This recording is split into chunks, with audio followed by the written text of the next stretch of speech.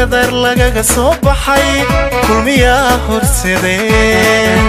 kulligaan kulmiyaa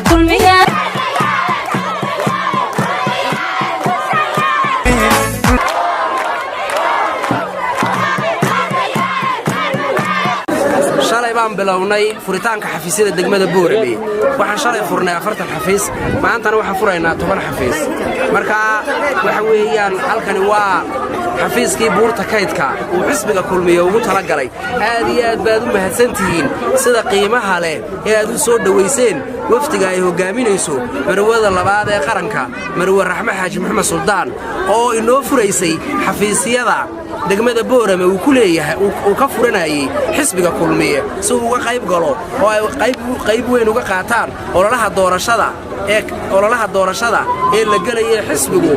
uu kula tartamaya asxaabta kale ee qaranka aad iyo aad baad u mahadsantihiin sida aad u soo dhaweyseen waxaan idinka rajaynaynaa inaad codkiina aad ugu tabaruci doontaan oo aad sii doontaan xisbiga kulmiye si uu ugu soo baxo codkiina mar labaad aad iyo aad baad u mahadsantihiin aad iyo aad baan u mahadsantiin muruqmaal waxa weeye beesha haya yaaba weeyaan marka waxaan weeye sida adimaka noo soo dhaweyseen marwadana u soo dhaweyseen bari codka in la idiga hela la doonayaa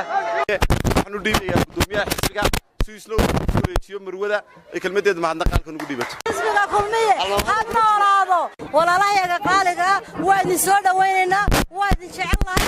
soo dhawaada oo aad iyo aad isku soo abaabushay oo cududeedii u muujisay xisbiga kulmiye oo ah xaafad aad u ballaadhan mug iyo baaxad iyadoo wadatana xisbiga kulmiye ugu jirta aad baan idinku salaamayaa aad baan idinku mahadcelinayaa waa xilli dambe habeen baa inoo galay waqti kale aynu isku soo noqon doonnaa insha allah billahi asalaamu calaykum waraxmatullaahi wabarakaatu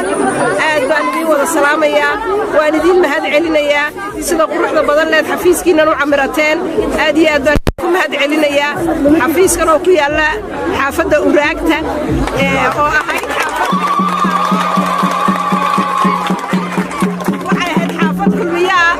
xaafadii mujaahidiinta kulmiye ka soo baxeen xaafad aad serious waa kulmiye aad wada shaqayn wacan baa inaga dhaxaysa hawluhu markay noo bilaabmaan cududiina iyo codkiinaba kulmiyaale wadani ma aha xaafad ku cusub xisbiga kulmiye waad wada garanaysaan waa xisbigii horumarka waa xisbigii cadaaladda waa xisbigii horumarka xisbi aad iyo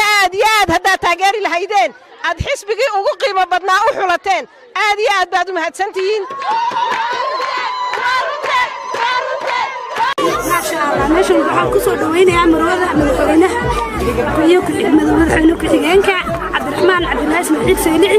iyo mushaahid muuse biixi cabdi waxaan leeyahay muruqayga iyo markayga bayniga nila garab joognaa taageero buuxan oo anaga sidii hadaan xaafadaha u raagto annagu waxaan cududiyo siinayna taageeraba xisbiga talada haya muuse biixi cabdi iyo cabdiraxmaan saylici oo ku sumadle beesha dan wadaag oo ku sumadaysan beesha dan wadaag